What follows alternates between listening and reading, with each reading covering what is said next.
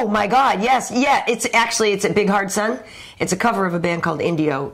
In a big, big hard sun. That might be on there too. That one. But it's called, I'm not just gonna come. Think about it, because I know Reality or something, or it's something. But it's just Eddie, and it's Pearl Jam, and I think it's just Eddie Vedder. It might not even be music or guitar. Are we on right now? Yeah. We're on. I think it's just we're going over music. You know, Karyn is she knows it all about the music too. And I was a music guy growing up too, man. You believe it or not, I was in a band, played the guitar, did everything. But I'm trying to think of the song Eddie Vedder sings, and it was in the movie Into the Wild. Right. It's a slow song, but I think I thought it was Big Hard Sun, the cover of the Indio song. Right. But maybe it's not that. It's not that one. It's one word, I believe. I was listening to it during my wake cut, during my cool down and my wake cut when I was in. And it's mellow? It's a mellow song. If you guys figure that out. I know. Wade might have to Google that at the time. Please remind us. Eddie Vedder and I have the same birthday. Really? He's older than I am, but we have the same birthday, like the day of the month. But he's older than What day is that? December 23rd. December 23rd? Oh, busy time of the year. It is, apparently. You know what I mean? I don't know, whatever. Tell There's me about a couple of other stuff going on. For you, right? I had to find 2 gifts. At this point, I just sort of blow off the birthdays anyway. I don't worry about them too much. Anyway, hey, I'm Karyn. What's up, guys? Alan Jouban here. Welcome to the podcast. Yes. So, loving the Ramones story. Another time I'll tell you a story of hanging out with the Ramones and stuff like that. Like I'm saying, I did some cool things. Dude, the other day somebody tweeted me and they go, KB, they're like, is this you? And it was a picture of me and Slash from a show that I had done. That's really cool. And I was like, yeah, that's me. And I was like, listen, I've done some cool things in my time. Like, you know what I mean? Man, you get a top hat. You can kind of do the I was the girl Slash for Halloween. I was too. On MTV. I was Slash for Halloween too. No, and I was. Did you have a Guitar Hero? No, I used a Guitar Hero. No, I had leather chaps or leather pants on. Damn. The leather jacket, the hat, the hair all down, and I had like a cigarette hanging out. I actually went on the air at MTV as Slash. Oh, that's and dope. it was really fun. We're gonna have to find this picture. I want to see it. We do the side-by-side picture. Yeah. I think that's actually really a little more convincing than I wanted it to be. Yeah. But you know, Slash is half chocolate. Is he? I don't know. Oh yeah, I did know that. I did know that. So it was actually, it was pretty funny to go. It did work. I had on a shirt that was probably a little bit too tight on me. And did you have it like open all the way, like a bunch of chains? No, I think I just had like some kind of, it might have been a Guns N' Roses shirt, but it was small. It was small. And I had like a Guitar Hero, had the cigarette, had the top hat. Extra swole. Some bandanas hanging from my belt, I think. Something like that, Slash, sure. Yeah, it was awesome. Yeah, we love us some Slash. But yeah, so there were no UFC fights this past weekend, but you know, there's a lot of things going on, obviously. Yeah. And we'll preview some stuff. So one of the big stories right now is about Nick Newell, who is a congenital amputee. You guys, and we first, I think, covered one of Nick's fights, maybe in World Series of Fighting or one, you know, somebody that's been on a lot of the smaller local circuits, and he retired actually for a little while. For like 3 years, right? Yeah, and then came back. So fought over the weekend at LFA, got another submission win. The guy has like almost all his victories are submission victories. Yeah. And I guess he's really been kind of putting the UFC on blast and really putting it out there that he wants to fight in the UFC, and a lot of people are thinking he should get a chance. I think it would be amazing if he did get the opportunity. Yeah. I don't know if it's going to happen, but I'm curious, you know, what people are thinking about it and what you as a fighter, because I feel like it's easy as a fan to see somebody who's totally crushing it and overcoming odds, going, F yeah, man, give him a chance. But as a fighter, I could see maybe where opponents of his could have some hesitation. I don't know. I think that he's totally, part of the thing going around where you said, like, well, he's kind of putting the UFC on blast, is also there's like this debate, is he, what was the word they were using? UFC material caliber, or caliber, UFC caliber fighter. Right. And I don't really know if there's, well, I get it, there's a caliber type fighter, and I think he totally is or could be a caliber fighter for sure. He's a really good fighter. He's tough, and he actually uses his amputee arm very well. Like I think I didn't see his last fight, but if I remember correctly, in some of his previous fights, which were over 3 years ago, the reason he's so good at the choke is because he uses the amputee arm. It's either the choking arm or the arm that locks around it. But he uses it in the choke, and so a lot of people are used to grabbing a defense right here, or if it's this hand, they grab this as the defense. That's not there because his arm only goes a little bit past the elbow. So he uses that in his in his offense. I think he might grab it like this or something, but he has a way of doing his choke that it's hard to defend it because of that. That's why he's so successful at him. He's using it as a great thing. So You know, I just need to see. For me, I would think he totally is a guy that could be in the UFC from what I've seen of him. I think he just needs to fight maybe get a win over another high caliber guy before he does it, because he's been off for 3 years, so there's a bit of a wait. And then his last opponent, correct me if I'm wrong, but I don't think he was at a tremendous record. Maybe was he maybe like a 6-4 type fighter or something like that, maybe? Yeah, so the only time Nick has lost it was to Justin Gaethje. Which is a valid loss right there. And we know how good Justin is. Yeah. So yeah, I mean, I get it that you want to make sure he's of UFC caliber. Yeah. But you know what people are going to say? People are going to make the argument of, well, was CM Punk UFC caliber? Was, you know what I mean? And I don't want to make CM Punk. But those are two different categories. But it's two different things. He's a star. He's got a huge fan base. It's two different things. Nick doesn't have that huge fan base. He's got a good fan base, but not a CM Punk fan base. Right. It is two different things. So I can understand the hesitation, right? I'm assuming the UFC or any other organization, the hesitation, I guess, would be if I throw him in here with a higher caliber fighter, will it go bad, right? And does somebody want to see that? Right? Isn't it? I get it, but you know, at the same time, I feel like we're beyond that as a sport, because then this kind of goes back to Dana White saying, "I'll never have a girl into the octagon," right? Well, nobody wants to see that, this and that. Right. He ate his words. He fell in love with Ronda Rousey, you know, as a promoter and everything. And look what she did. And nobody's now saying that, you know, we don't want to see a girl get hit in the face. It's a sport. They're athletes. They sign up for this. Man, I'm trying to think of the guy's name. There's a kickboxer, a Muay Thai fighter on the local scene. You guys might remember him. There was a Muay Thai fighter on the local scene here in Cali, and he had one arm as well. Yep. Baxter was his name. Oh, yes, of course.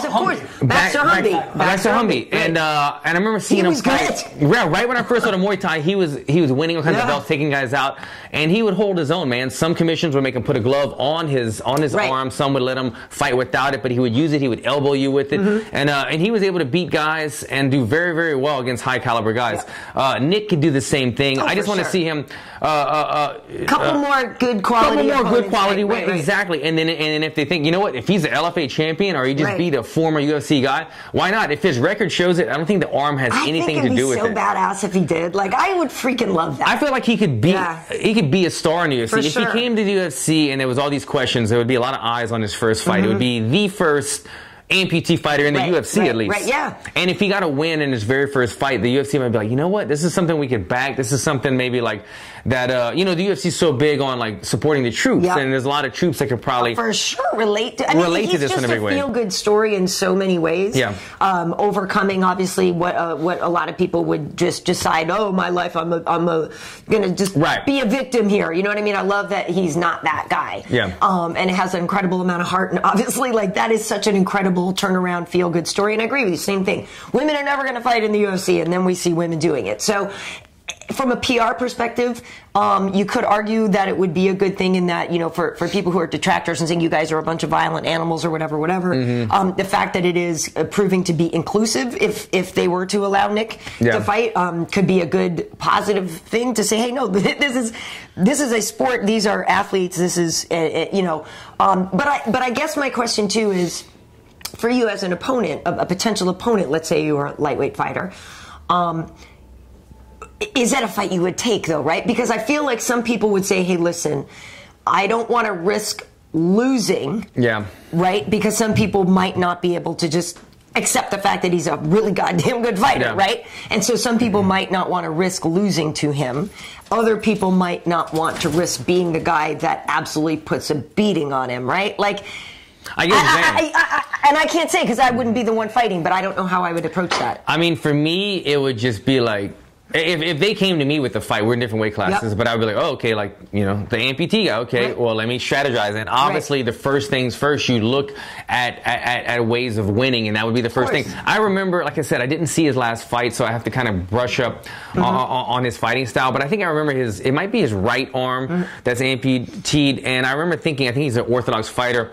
And always thinking, well, then I'm throwing head kicks. I'm blasting head kicks. You're going to take advantage of it. He doesn't really have that defense. And I feel like it's his left arm. So whichever side of his arm it is, so yeah, I'm looking at the picture now, it's a left arm. I'd be blasting head kicks right there, or body kicks, because I'm going to have to make him guess one way or the other. You know, you have to take advantage of that. But he knows you're going to do that.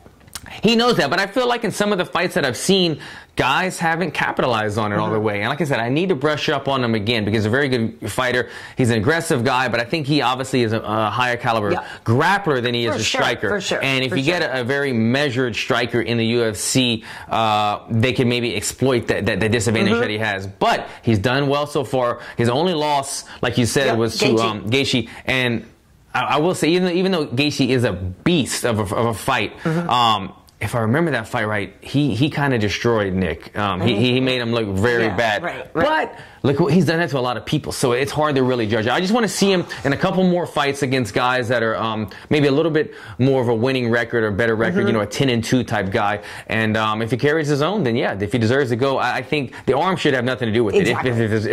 If his finishes and his record speaks for itself, then bring him in. This should have nothing to do with it. Yeah, it shouldn't be any different than how they would judge somebody else. Yeah. I guess the other question, and I don't know the answer to this, is how commissions feel about clearing him to fight, right? So there might only be a certain number of states. That's what I'm wondering if there's, but that's fine. There's like some people can't fight in Canada because they have something on their record. They can't go there. So I don't think that that's a reason to say no. I just am curious what, I mean, heck, if you disclose you have boob implants, some places won't let you fight. You know what I mean? So I'm just curious what their protocol is for clearing. I don't know. I would assume, obviously, because there's been a ton of fights in California with guys, like I said, with Baxter already, and then in Vegas. If you could just fight in California and Vegas, then you're pretty much good. He really is such an inspiring story. Like, I just think it's great. I like that the time has come that he can push this issue, right? I was going to say the same thing. I think what he's doing is great right now. He's pushing the issue. It's putting more eyes on him, and it's putting pressure on the UFC. He's going to go, and I don't think he's going to, in my opinion, I don't think he'll get signed right away. I think this is just the beginning of the process. He'll go fight again. Then if he gets another win in a couple of months, then the pressure's really on. And this is when you have that day where, you know, Dana White might eat his words, bring him in, and he can become a star of a night. We can see that happen to him this year if he keeps the winning up. And I guess the thing is, right, you can't really put him on Contender Series because those are for much greener fighters. Right? So Nick's past being on Contender Series. Yes. Do you know what I mean? But it's like, could you try to see if he could get on Tough? Could you? I agree that it's kind of greener fighters, but then there's some guys on the Contender Series that are pretty seasoned. You know, they don't. I don't think there's like a lot of like. I don't know, man. But that's an opportunity, right? It is. And there's a lot of routes that you're saying. The Contender Series, fighting in the LFA, was that what he was on? Yeah, he was just in LFA. That's the feeder to the UFC. And then Tough. There's so many more routes now to get to the UFC aside from just winning fights. So, win another fight, I think he'll be in the UFC. Yeah. Well, but regardless, keep up the great work. Yeah, I think it's keep awesome. winning. Do people have comments on whether they want to see him or did we get the song that I'm looking for? More importantly, did he sell the Eddie Vedder question? There are some comments. Society. Was it Society? Is that the same name? Society by Eddie Vedder was in Into the Wild. Let me know. Okay, moving on. Let's see. Dean D thinks that he actually should go to Bellator. Okay. And, but a big league. You're saying he's ready for a big league. Yeah, and I think Bellator would be an easy signing for him. I think they like to acquire new talent and stuff, and he's the guy that they could try to push and promote. I can see that. He might have it in his heart to only want to be like that. Was when Bellator wanted to sign me years back. I was like, I'm flattered. I would do a one-fight deal, but I dream about UFC every night, and he could be the same type of guy. You know, and there's other comments saying they think his footwork's good enough, or you know, he could avoid head kicks. There was a comment here I just want to mention before we move on. Where did she go? She took off work to listen to us. Oh, hey. Damn. Sarah Redwood. Hi, Sarah. She's cutting today. I love it. I love it. She said it's a favorite podcast, and she takes off work to watch. Thank you. Man. She's feeling under the weather today. Yeah, exactly. Right? We'll call you work for you, Sarah. Yeah, totally. We'll write Alan Jouban will write you a note.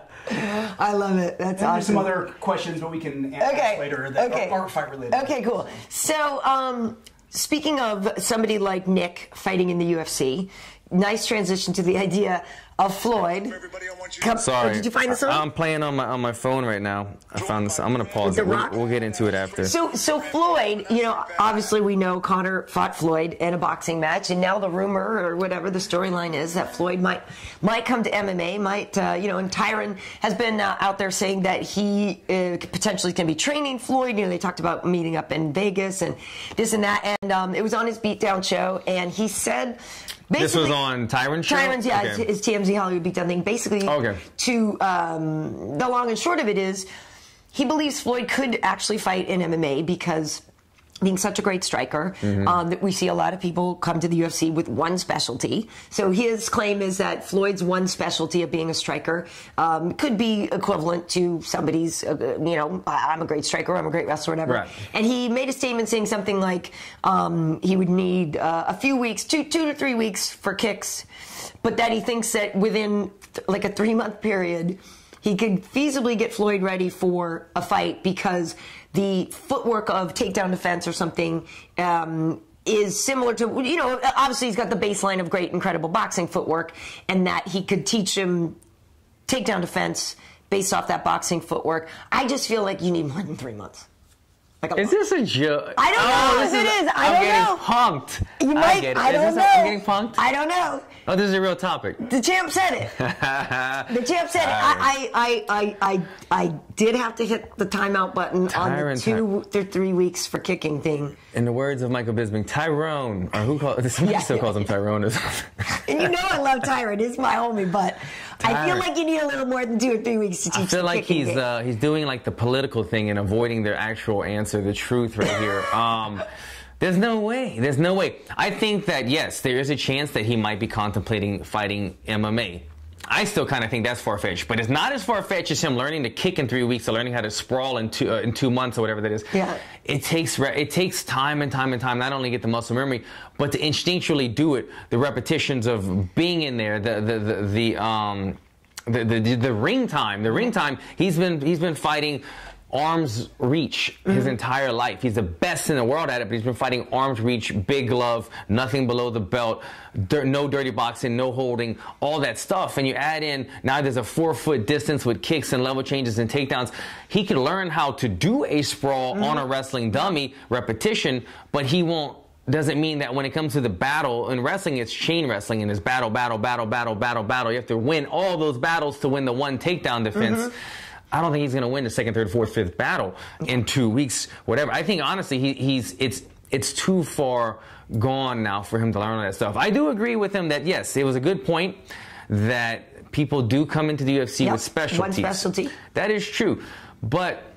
Okay, I'm going to eat my words a little bit. Okay, so we take Gogan Saki. Yes. Gogan Saki. He is the man. Bear with me, but he's the Floyd Mayweather, the kickboxing world. Sure. Okay, let's say that. He's the, what do they call him? The Mike Tyson. The Turkish Tyson. The Turkish Tyson. Like, yeah, you can't. Nobody's going to argue that Gogan Saki isn't a wrecking machine. He came in a little bit. Yeah, I know. Something flying around here. No worries about that. Harmony hair. I think it's Harmony's hair. It's like Avatar in here. I know it is. Yeah, all of a sudden.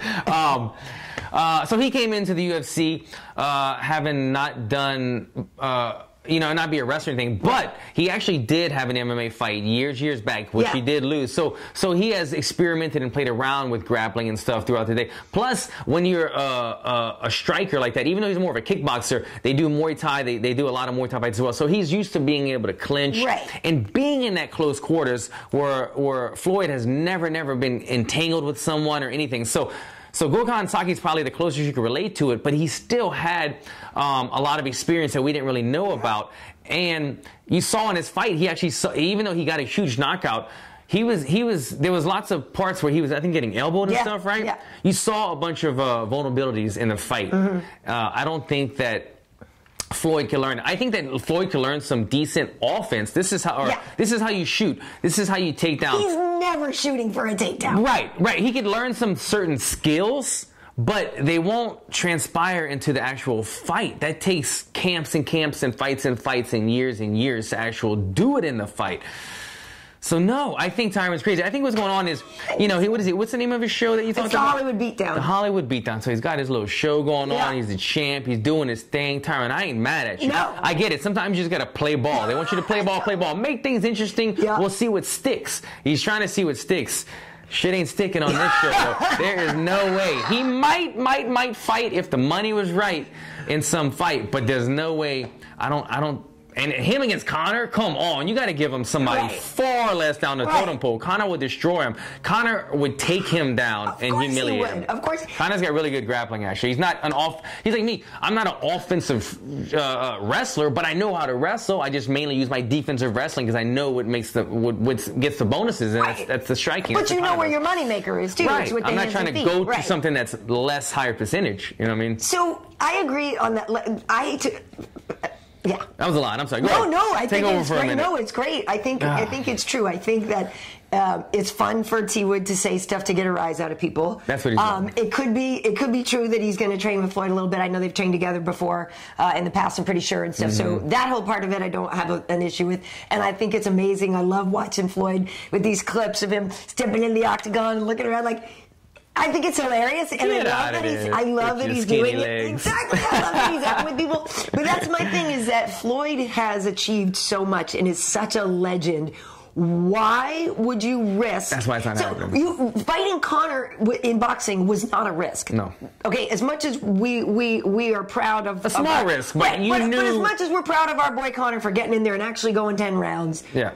You controlled it. You knew what it was doing. We knew it. We knew what you know. Yeah. But I'm down with that, and we all know I'm a big Conor fan. But there's no way Floyd is risking walking into an octagon, getting taken down and wrestled and owned. It's not going to happen. And I don't see the pay. It's not going to happen. I don't see the pay going up there. Like how are they going to raise $100 million for somebody who has never done any grappling? Like it wouldn't even be like just it's. I don't know. Like to me, it was like a joke. You remember when James Toney and Randy Couture fight? Thank you. Yes, and James got taken down immediately. Yes, these guys were older, but look, so is Mayweather. Mayweather's older for a fighter. Point. There's at this age, right? You don't want to start learning how to get taken down over. Now you're getting all those new bumps and bruises again. Like to the no. But I remember being at a sports bar in Hollywood watching it, and it was a mixed table. It had me and some MMA fans and me and some boxing fans, and they were like, "Who you going for?" And I was like, who am I going for? I was like, well, I like Randy Couture, but like,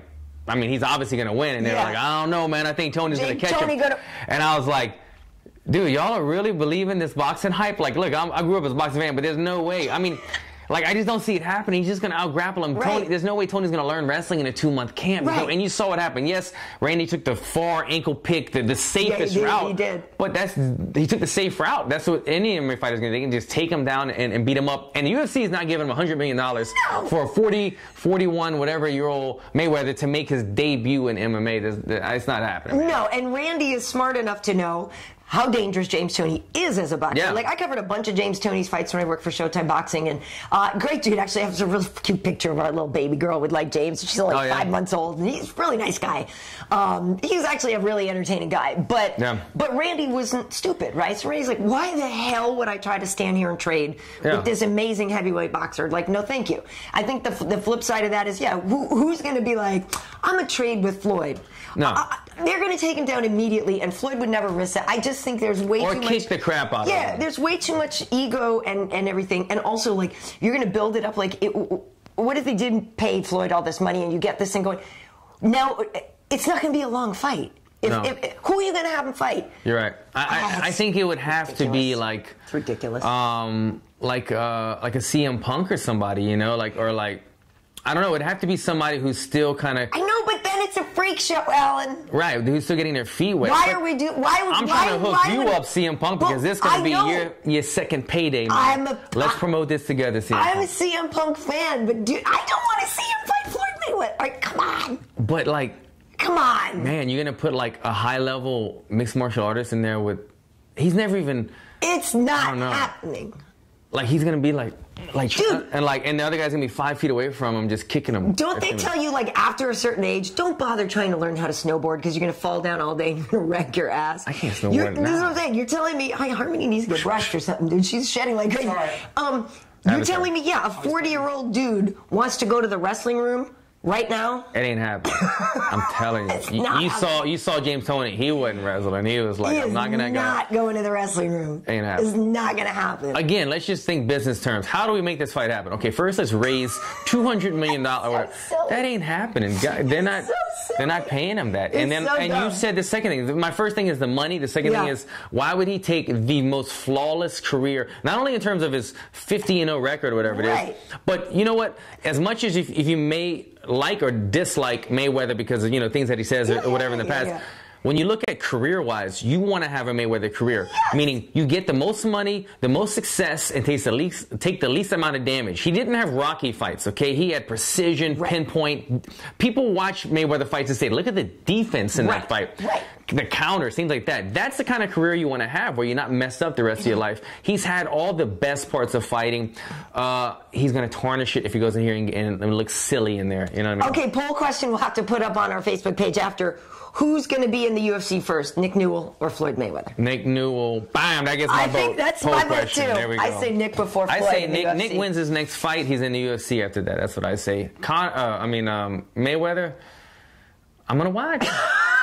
But I thought obviously that Conor fighting Mayweather is more of an intriguing fight than this would be a much more of a circus act of Mayweather going into the octagon, in my opinion. Right, because it's one thing to take a mixed martial artist and take away some of his skill set, so he only has to focus on the boxing. Right. But to go the other way is not going to work. Yeah. It's not going to work. It's a whole nother world.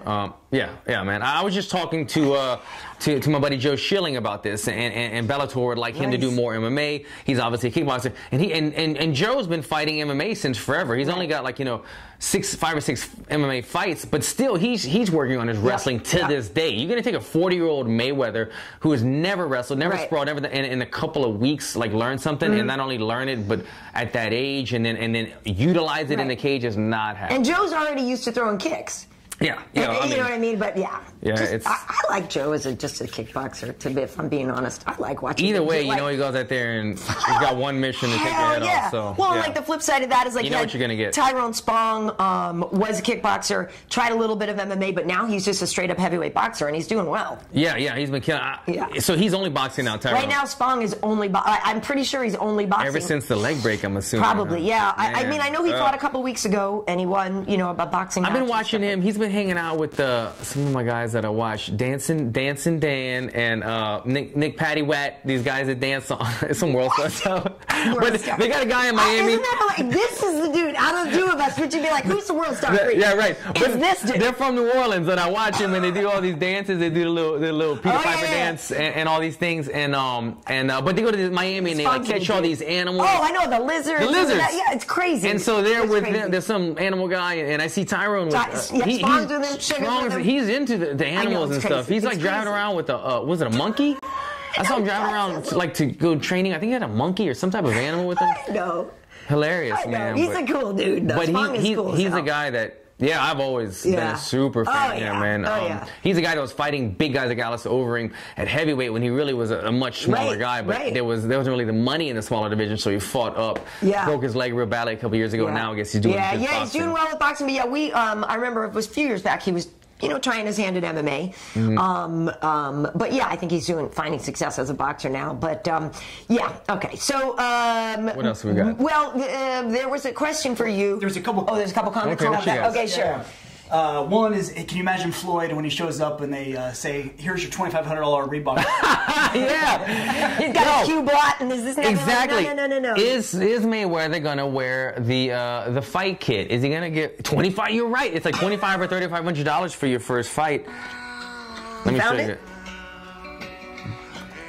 Great song, man. Oh, I know this song. Let me get it. Yeah. What? Oh, this is my microphone. I'm putting it next to my microphone. This is just that's a good song. This song was in Into the Wild, I think. I jammed this song, man. Sometimes on the way to the gym at nighttime. Oh, this is your cool down? No, this is your... This was my cool down during weight cut. But, man, sometimes it's slow music on the way to the gym.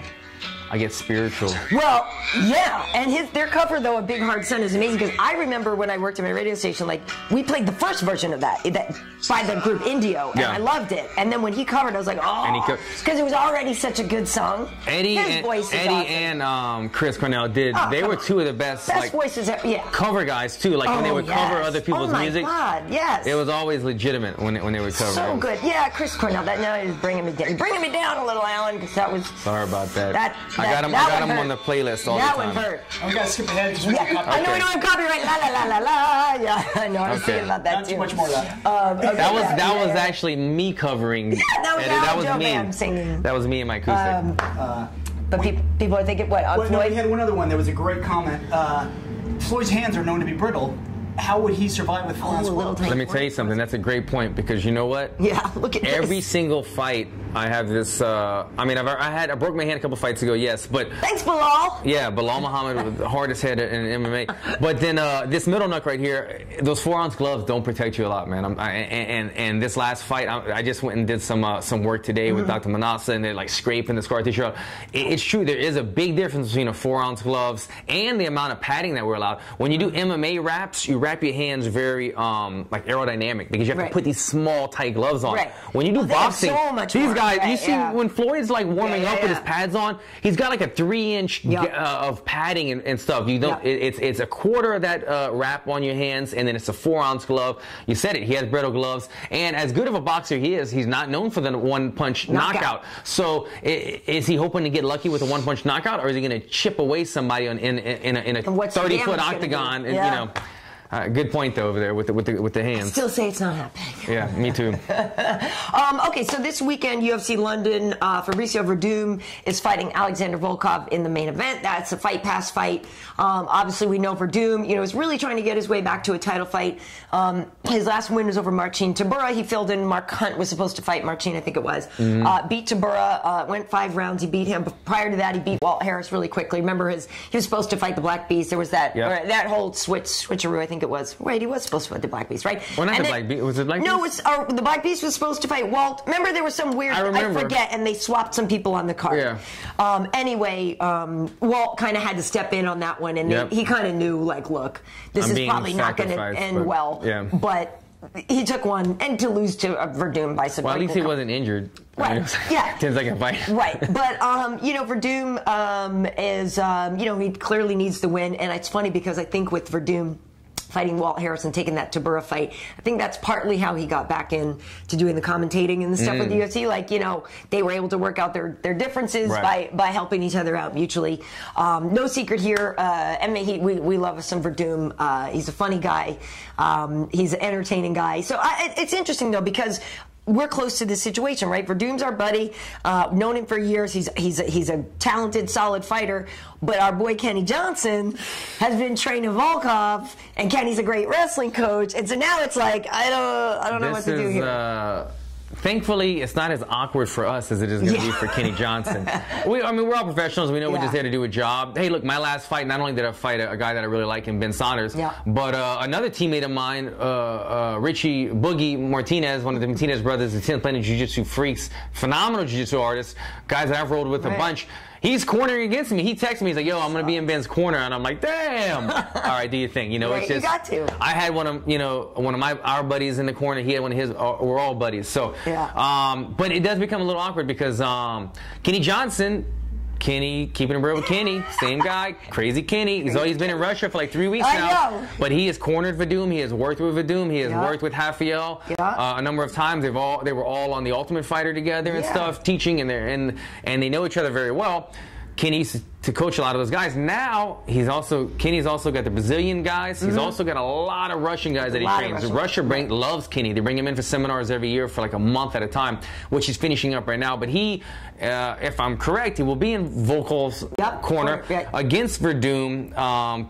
Coaches against coach, fighter against fighter. It'll be an interesting fight. But it's not like you want to take Werdum down. No. It will be so it's wrestling defense. Complete takedown defense. Defense. Staying off of the cage. I assume we're going to see a little bit of Werdum like against Stipe, where he's going to rush him with strikes, put him on the cage, and from there go to take him down.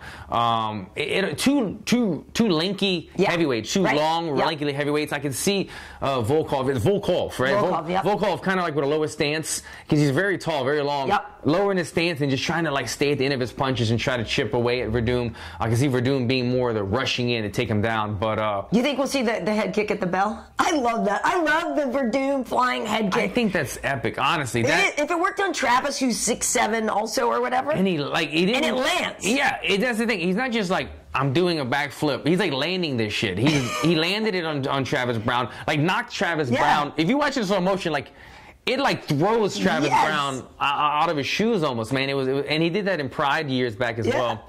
That would be crazy. He likes to do it against tall guys. And I think he's do it again, Werdum. Do it again, Werdum. And also, I like you, Volkov. I just want to see the beginning kind of fun. Right, it's fun. And Volkov, you know, the last win that he had was over Stefan Struve, so he obviously knows how to handle a big guy. Was that his? Yeah. He beat Stefan at home in Holland. Wow. But Werdum, you know, I think he's still agile enough to do that. He's, you know, a little bit older now. But you know, it's interesting. You know, there seems to be a lot of these fights now, the changing of the guard fights. Yeah. We have the older guy and the young up-and-comers. So heavyweight division is historically the oldest division. Yep. Average age around 36 or so. But, you know, I guess it's one of those to see who's got it, if Werdum still got it. You know, I don't know. It should be an interesting fight. Before that, we see the light heavyweights, Jimi Manuwa and Jan Blachowicz in there. You know, Manuwa is a guy that wins his fights by knockouts. Blachowicz is more of a decision guy. I like seeing Jimi fight at home in London. I feel like it's hard to bet against Jimi at home. I agree. That knockout that he had before, you know, got knocked out by Rumble pretty quickly. But but before that, he had the big win in London against Corey Anderson. Yeah.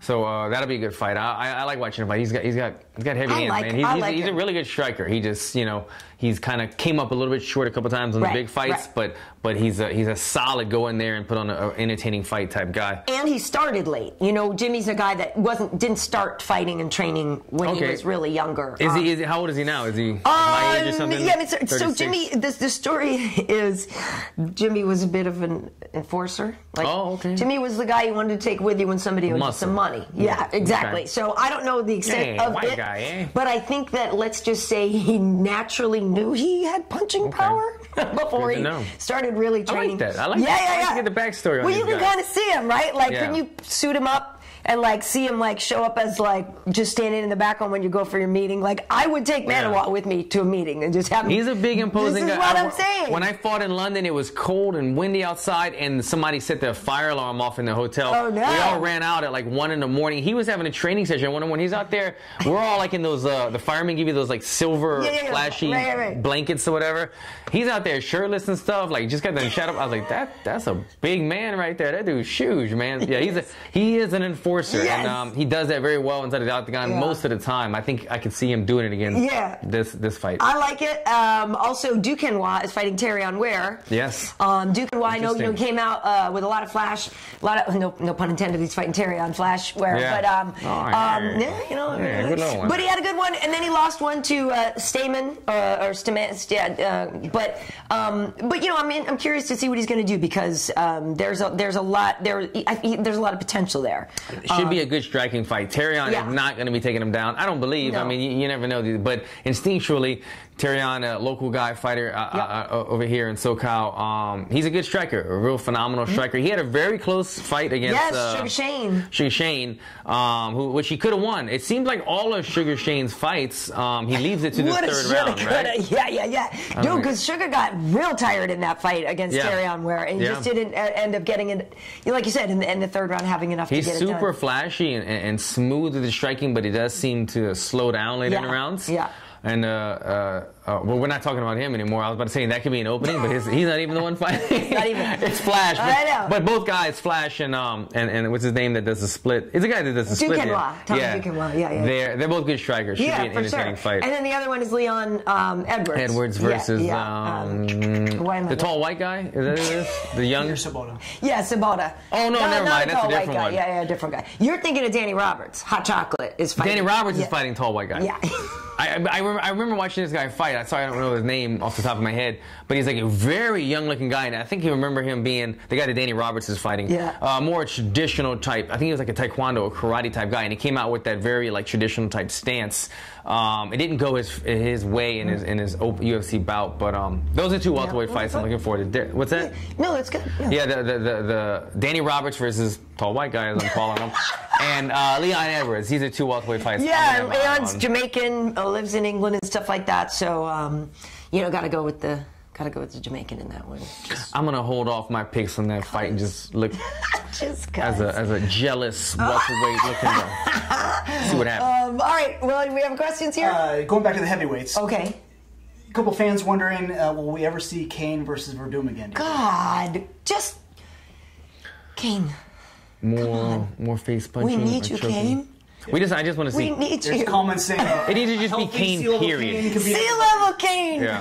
I love me. You mean sea level like Kane. ABC or because like sea everyone's level? mad because Werdum beat him because it was at high altitude, right? But do you think a sea level like ABC could still wipe the page? Listen, Kane and his lovely wife, they just had a little baby the other. I don't know if you saw Kane shared. Oh, he's been pregnant for 9 months. That's why he's been out. Yeah. I don't know if we'll ever see it, to be honest with you. Like, I don't know how much more time Fabricio has.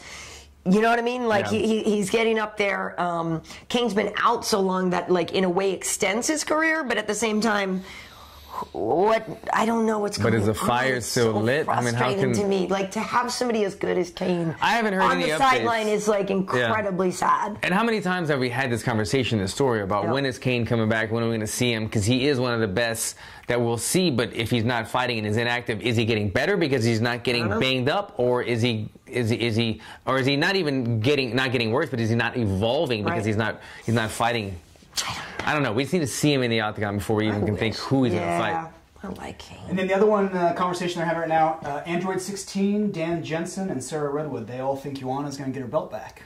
You guys have any thoughts? Well. Rose versus Joanna.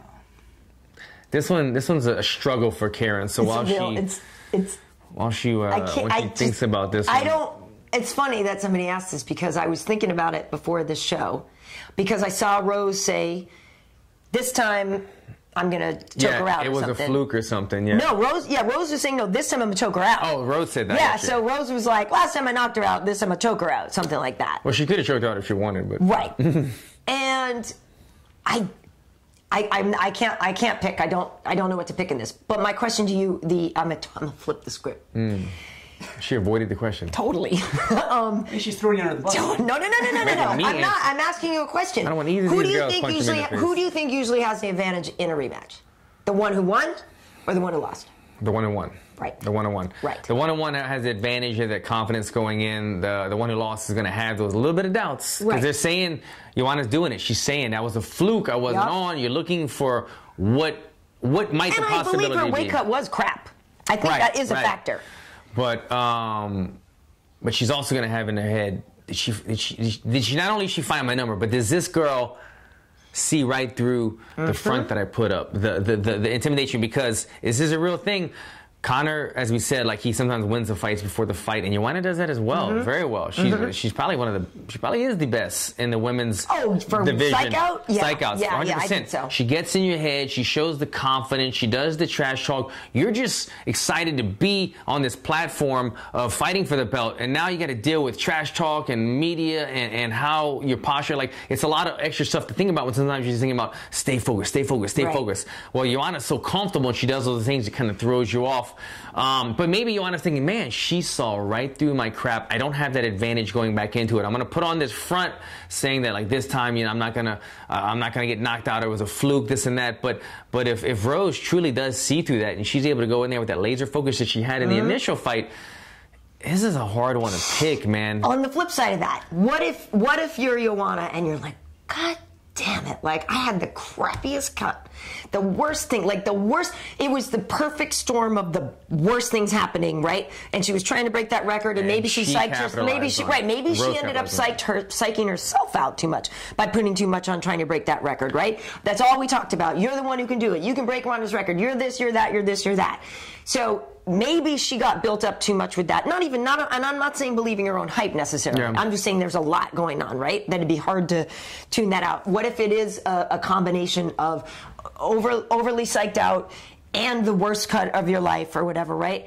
And an opponent who, like you said, could see through things. So as I do agree that the winner has the edge in a rematch, I will say that Joanna now knows what it's like to lose again, right? Yeah. Because she hadn't lost in a really long time. It's not like she'd never lost before, right? And I don't think she was comfortable. I think this is a woman who always works hard.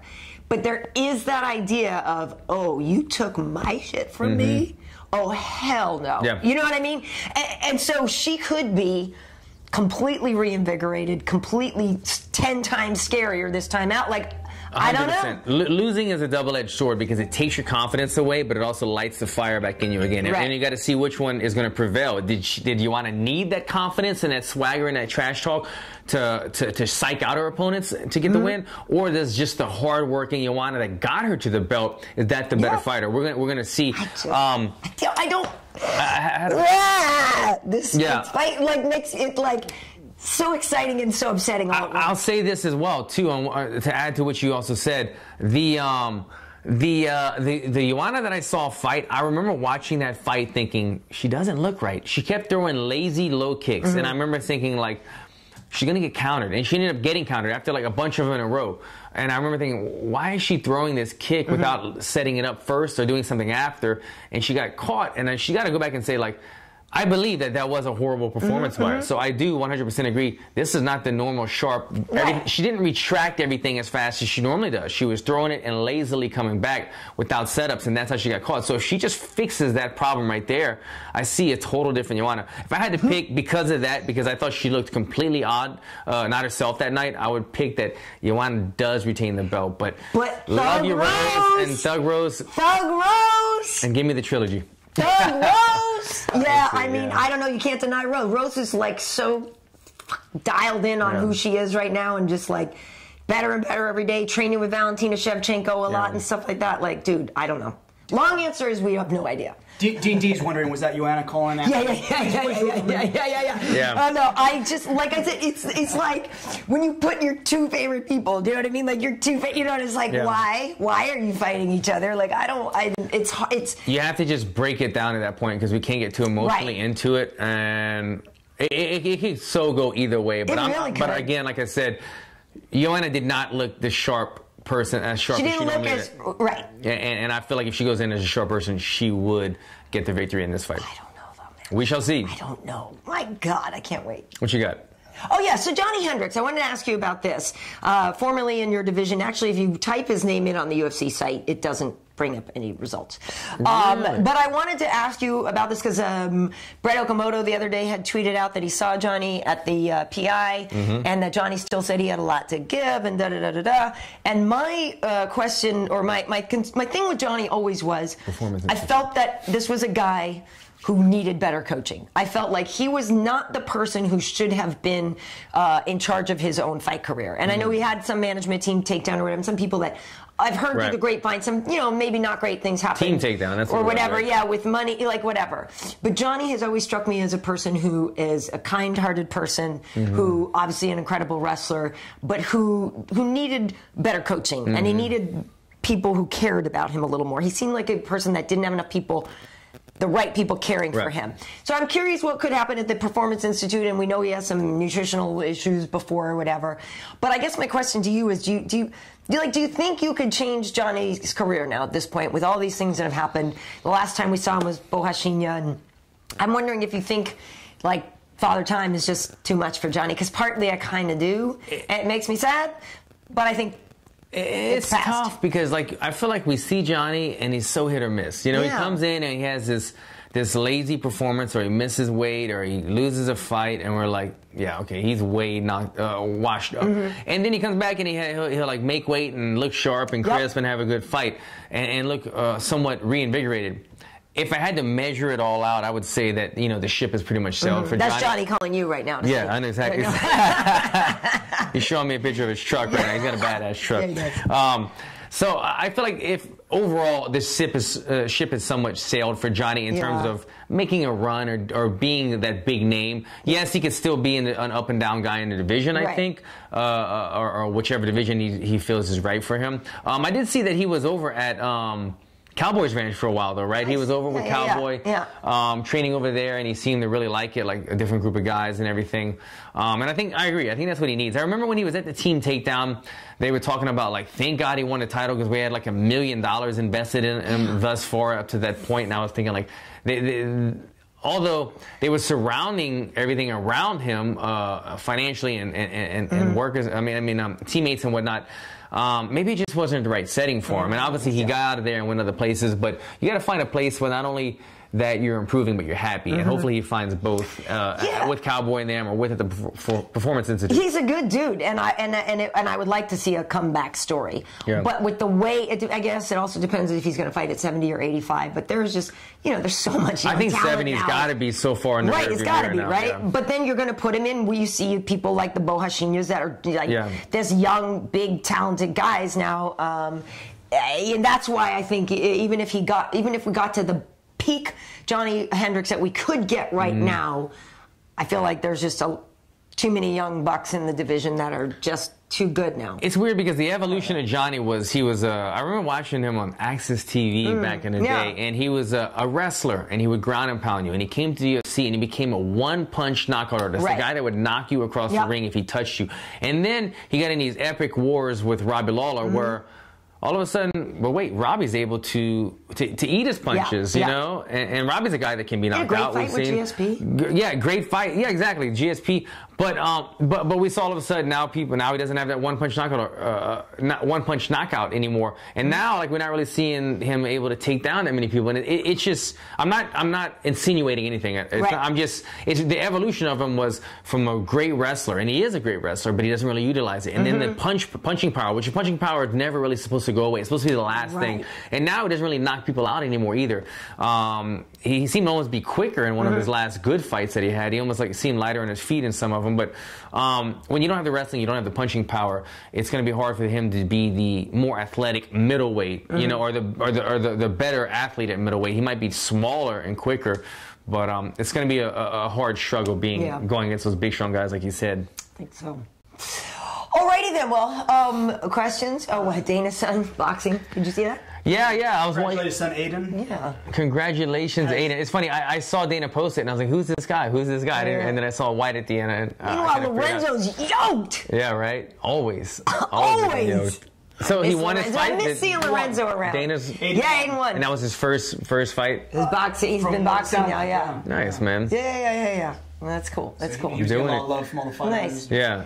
All right, cool. Walking the walk. Any more questions? I guess one last that wasn't fight related, but it was at the beginning. They said, we know Alan's guilty pleasure is the Kardashians. And they're wondering, I can't even. Karyn, what's your guilty pleasure? What do you like to watch that you would not normally admit? My 600-pound life. What? I can't stop what? Watching Which channel is that on? TLC. Yeah. TLC. My 600-pound life. It's never watched it, but I think I got an idea what it is. Fascinating to me. I'm assuming. It's fascinating. Is it one person? Yeah, it's usually like a story of one person and then, Well, they flip-flop between two. No, it's usually one and the other people. Oh, that's Hoarders is my other one. That's what I was going to say. It's Hoarders. Hoarder is the other one. I don't know. That's your Kardashian. I mean, yeah, and I watch. But it's mindless. It's good. Sometimes you need mindless TV, man. That's what I mean. But in the 600-pound life one, though, is it usually works out to better, I guess. It's always the same story, basically. It's very sad. People are abused or something, and food becomes their comfort and their insulation. You like to cry a little bit on inside. Dude, I never cry. So please. Yeah. I don't cry. When's the last time I cried? Very rarely. She doesn't cry? Does Wade cry more than you? Maybe over the course of 17 years, yes, because I've probably only cried 6 times in that many years. It's pretty rare. Now you know. It's incredibly rare. I don't. She doesn't cry. It takes like a personal death to. Man. Just about, actually, yeah. It's crazy. Oh, she's so tough. I am. It got a little dusty in the room at the end of the movie Wonder, about that little kid.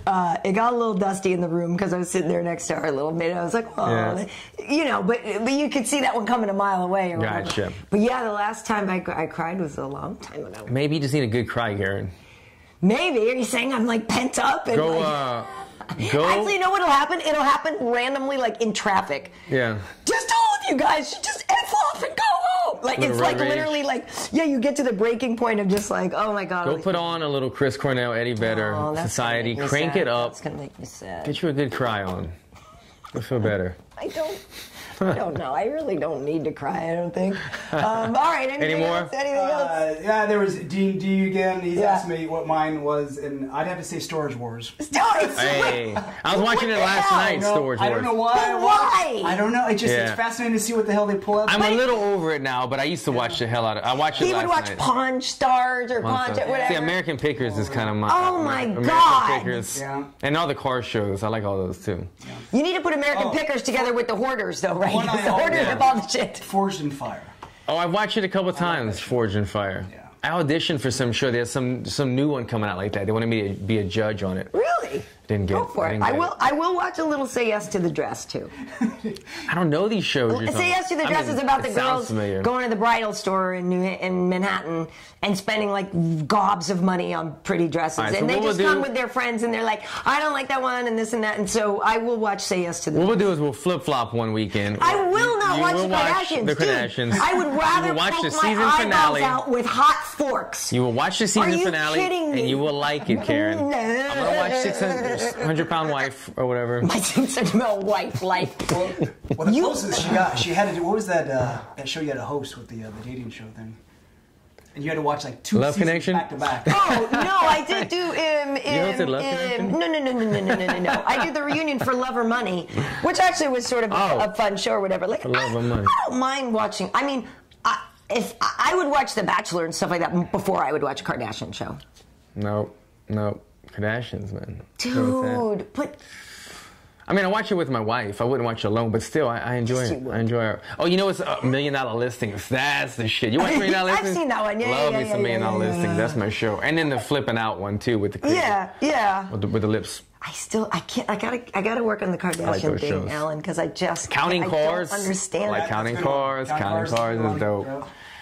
Gas Monkey, all those things. Okay, enough about it. Back in the day, you know what was my shows too? Cheers, and you remember, what was it called? Cheers what was the court one? The court. Night Court. Night Court. Yep. Bull. Boom, boom. Bull. Yep.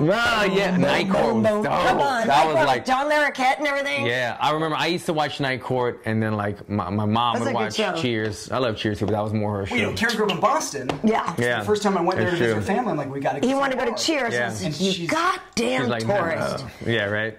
We went. Yeah.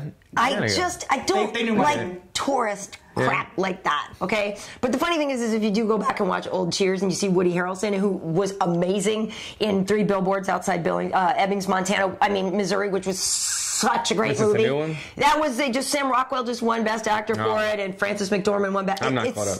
I loved that movie. Yeah. But Woody Harrelson, he got nominated for that too, and you see him now and you look back at the old Cheers and you're like, you know what? It's pretty great. Yeah. Cheers is all right. I'll check it out. All right. Okay, well, that's wrapping it up. So, now you know a little more about it. Oh, and the last thing though, Alan, is an update on the foot. Oh, so my foot's healing. It's going to probably take about 8 weeks. If I didn't already tell you, I got like 4 breaks in it. But it just takes time. Other than that, I've been working on everything. Like I said, my hand was swollen. My whole body was swollen from that fight. Even though, thankfully, I got the win over Ben, because everything I hit him with, I got residuals. It was fight of the night, bro. Yeah. Thank God we got that bonus because, man, my body is aching. But I'm healing up, and I'm thinking I was trying to get there as soon as possible, but probably the July 7th or 8th or whatever the date is, the international fight, will probably be the date that I'm coming back. That'd be cool. We'll see what happens. That'd be cool. All right. Well, I'm on Instagram. I'm KB Heat on Twitter and Facebook and YouTube. Karyn Bryant there. And Alan Jouban across the board, as always. Cool. Well, thanks for joining. Thanks for blowing off of work today. Hope you feel better. I appreciate that. Now you know a little bit about our guilty pleasures. Pleasures? 600-pound wife? Life. And the Kardashians. Yeah, I might have to call it quits if we ever get up to a 600-pound 600-pound wife. Yeah. I always tell my wife, hey, you gotta keep it in check. Really? Keep it in check, girl. Wow. Have my baby, breed for me, but don't get fat. You guys are real winners. Thank you so much. We love you too. It keeps her on point. Does it? It's helping her out. See you later. We still on the air? Yeah, No? A little bit? You guys